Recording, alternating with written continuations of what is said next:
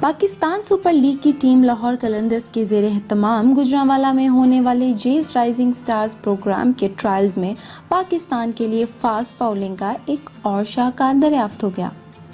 22 سالہ حارث رؤف ان 23,000 کھلاڑیوں میں شامل تھا جنہوں نے گزشتہ 2 روز کے دوران گوجرانوالا لاہور قلندرز کے کوچنگ پینل کے سامنے اپنے ٹیلنٹ کو پیش کیا اور 16 منتخب کھلاڑیوں میں جگہ بھی بنائی۔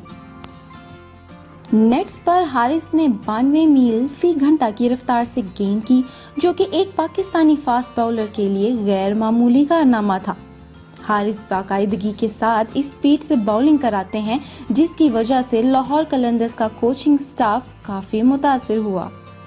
لاہور قلندرز کے CEO کا کہنا ہے کہ ان کی ٹیم نیک نیتی کے ساتھ اور میرٹ پر کام کر رہی ہے، یہی وجہ ہے کہ بہترین ٹیلنٹ سامنے آ رہا ہے۔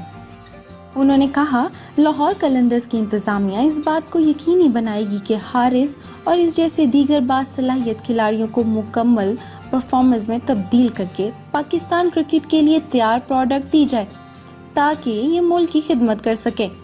دینی اسنا گوجرانوالا میں ہونے والے 2 روزہ ٹرائلز میں 23,000 کھلاڑیوں نے قلندرز کا حصہ بننے کے لیے قسمت آزمائی، جس میں سے قلندر گوجرانوالا رائزنگ سٹارز کی ٹیم کے لیے 16 کھلاڑی منتخب ہوئے۔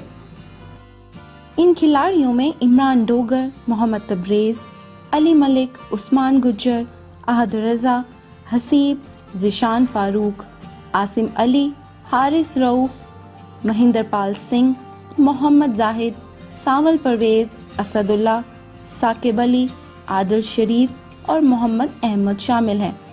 جیز رائزنگ سٹارز کے ٹرائلز کا اگلا مرحلہ جمعہ اور ہفتہ کو فیصل آباد میں ہوگا۔